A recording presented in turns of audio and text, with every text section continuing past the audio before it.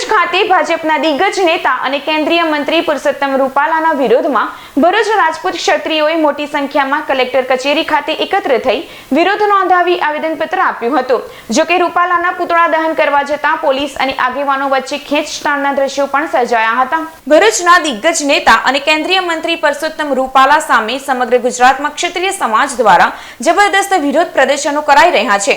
પુરુષોત્તમ રૂપાલાએ તાજેતરમાં ચૂંટણી પ્રચાર દરમિયાન રાજકોટમાં વાલ્મીકી સમાજના એક સ્નેહ મિલન સમારોહમાં સભામાં રજવાડાઓને લઈને વિવાદિત નિવેદન આપ્યું હતું, જેના પડઘા સમગ્ર રાજ્યમાં દેખાઈ રહ્યા છે। આજરોજ ભરૂચ જિલ્લા રાજપૂત સમાજના આગેવાનો અને સમાજના ભાઈ બહેનો મોટી સંખ્યામાં પ્રથમ રાજપૂત છાત્રાલય ખાતે એકત્ર થઈને કલેક્ટર કચેરી ખાતે પહોંચ્યા હતા, જ્યાં ભરૂચ આરડીસી એનએમ ધાંધલને આવેદનપત્ર આપીને રૂપાલાની ટિકિટ રદ કરવાની માંગ સાથે ભારે સૂત્રોચ્ચાર કરીને કલેક્ટરાલય ગજવે મૂક્યું હતું। જ્યારે સમાજ દ્વારા રૂપાલાના પુતળાનું દહન કરવા જતા પોલીસ સાથે ખેંચતાણના દ્રશ્યો પણ સર્જાયા હતા।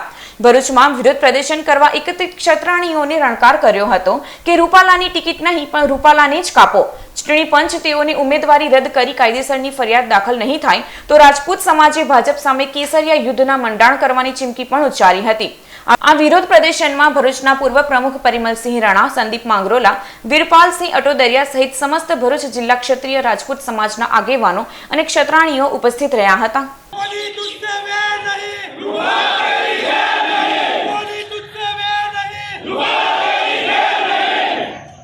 ખોટું બોલવાની ટેવ પડી ગઈ છે। આ કઈ પગલા લેતા નહીં એનું કારણ છે। આ બધા ટોરે થાવ એના કરતા કરી બદલાવો એ મહત્વનું છે।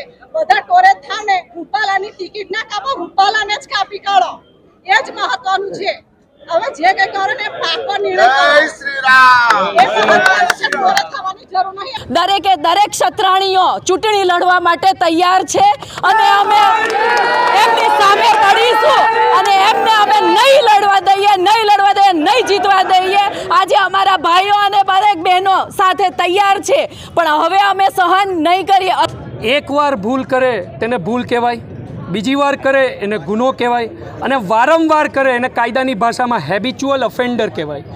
ભારતીય જનતા પાર્ટીના સાંસદો જાણે હેબિચ્યુઅલ ઓફેન્ડર થઈ ગયા હોય તેમ 2017ની અંદર પરેશ રાવલે પણ આ પ્રકારની ચૂંટણી ટાણે ટિપ્પણી કરી બે સમાજને લડાવવાના પ્રયત્ન કર્યા હતા અને ફરી એક સાંસદ આ પ્રકારની ટિપ્પણી કરી અને એક સમાજની અંદર વય મનુષ્ય ફેલાવવાનો પ્રયત્ન કરે છે, તો એને રાજપૂત સમાજ અને સમગ્ર ક્ષત્રિય સમાજ આને સખતમાં સખત શબ્દોમાં વખોડે છે। આગામી દિવસોમાં જ્યાં જરૂર પડે ત્યાં તમામ પ્રકારના વિરોધ નોંધાવવાના પ્રયત્ન કરવામાં આવશે।